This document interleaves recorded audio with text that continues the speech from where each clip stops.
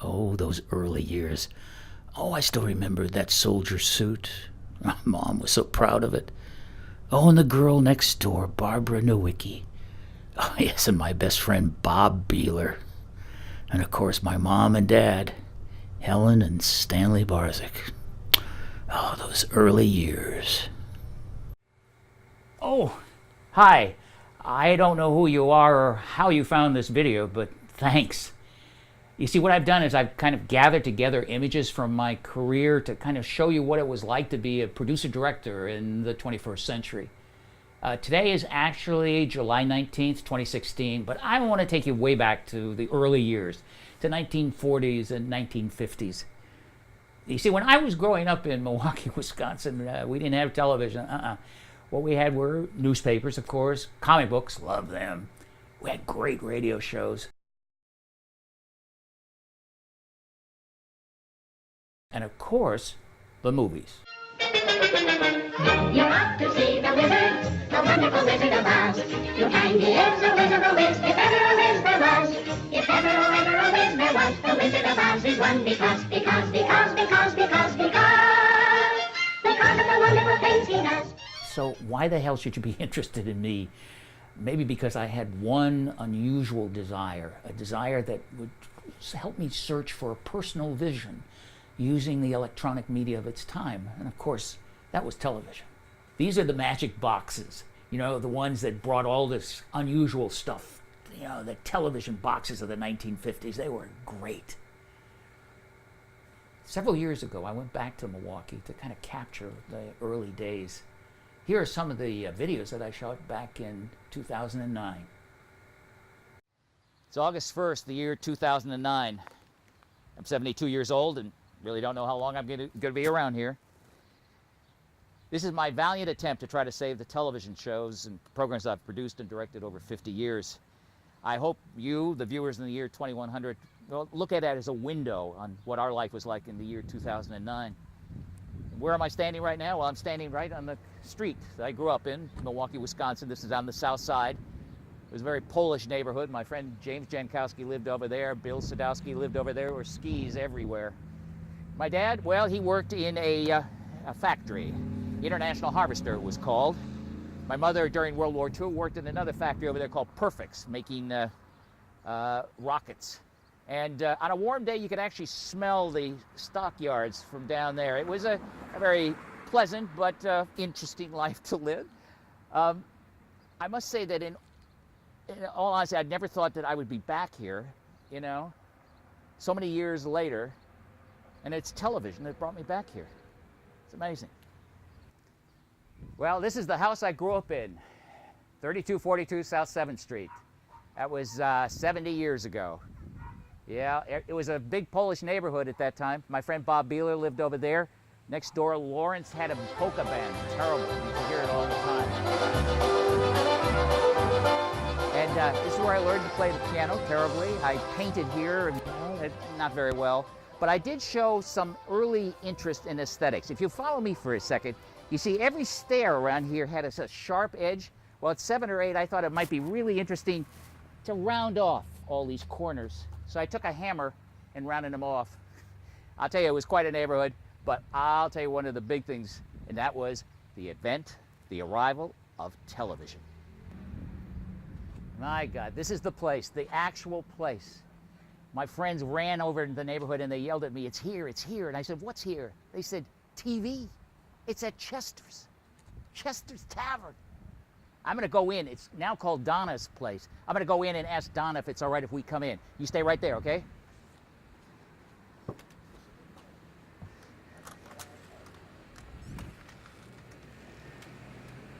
Come on in. Come on in. Hey, here I am, Donna's Bar. It used to be called Chester's Tap. This is where my dad used to sit. This was his favorite chair, right about here.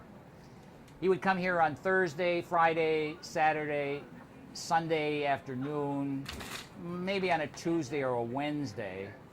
And my job was, as a kid, to go and get my dad out of the bar so he would come home to eat. Now, you have to understand the routine in a Milwaukee bar. I would come in, they say, "Hey, kid, have an orange soda," right? So I get an orange soda. And then my father's name was Stanley, so they called him Stosh. Hey, Stosh, have a beer on me. Nice looking kid. And then my father would have to pay back, so he'd have to buy them a beer. My mother's at home, the food's getting cold. What can I say? That was life on the South Side. But more importantly, this is the place where I saw my first television. Can you believe it? Right here at Chester's Tavern in those days. Now it's Donna's place. Here's to Donna. Here's to the South Side. Here's to TV. I'll drink to that.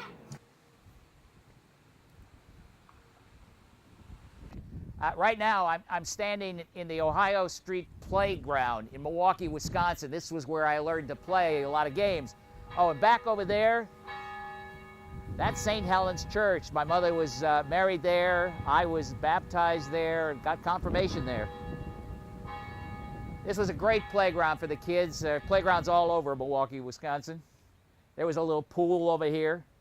And during the summer, when I was about 11, 12 years old, the summer program had a gentleman who came in. I think he went to the University of Wisconsin, and he was basically our playground supervisor. You could get baseballs from him, you could get basketballs from him, but his real passion, you know what it was? It was tennis. And he taught me how to play tennis. Right over here, these are the great tennis courts, filled with potholes, filled with rainwater when it rains too hard, where the nets are metal. You have to wind them up to make them really tight. And this is where I learned to play tennis, right in here. What memories this tennis court brings back. Oh, look at this, this metal one. It almost reaches the right height, for authentic play. But I got to tell you the story. I'm this kid, see, like 11 years old in Milwaukee, Wisconsin, and this guy here in the playground is going to teach me how to play tennis. Tennis. Me and my friend Bob Beeler. Tennis. I could hardly hit the ball, but it was interesting. It was different, and we were the only ones on the entire playground that learned how to play tennis. And then one day, believe it or not, he said to me, the Milwaukee Journal is going to run a tennis championship. How would you like to be the representative of the Ohio Street Playground? Me? Represent the entire... To win the championship, though, here he had to find another kid who was a little bit older than my friend Bob, who would play me so that they could say I actually won a match. I don't know where he found this kid. He had big, thick glasses, and he could hardly run, and I won. And one day, Bob and I headed off on the bus to the north side. Now, you have to understand that going to the north side for a kid from the south side, it just wasn't normally done. We got out there. I couldn't believe it. There were like 35 tennis courts. They were grass. Everything was beautiful. And I signed up, and they said, you're going to go on at 1 o'clock. 1 o'clock on court number 15. Wow, 15.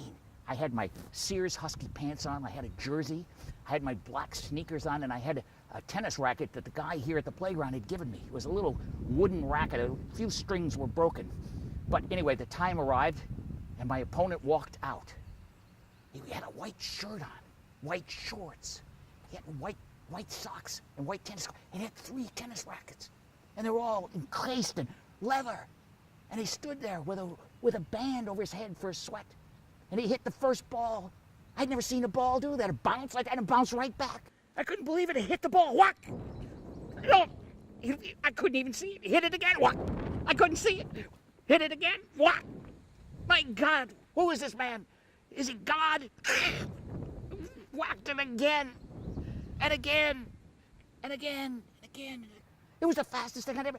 In 5 minutes, I was defeated. I had to go home a loser. Of course, that loss so bad that Bob and I thought it was the funniest thing that ever happened. We laughed all the way home on the bus. And then 2 weeks later, in the mail, I got a letter. It said, Master Fred Barzyk, the Milwaukee Journal. They'd sent me a letter. I opened it up, ripped it up, and it said, congratulations.